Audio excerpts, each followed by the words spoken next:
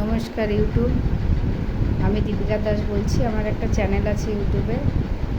আমার 5,700 subscriber, 18 lakh followers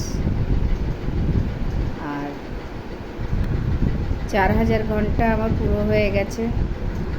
কিন্তু আমার ভিডিওগুলো আনলিস্ট মিউট করে দেওয়া হচ্ছে। কেন দেওয়া হচ্ছে আমি বুঝতে পারছি না।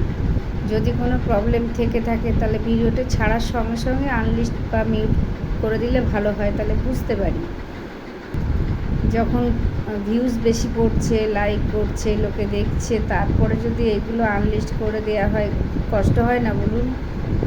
আমি তো কষ্ট করে ভিডিও করে ছাড়ছি, মনে একটা আশা নিয়ে ছাড়ছি যে লোকে দেখবে, আমার ভিউজ বাড়বে, সাবস্ক্রাইবার বাড়বে, লাইক বাড়বে, আমি তার থেকে কিছু বেনিফিট পাবো।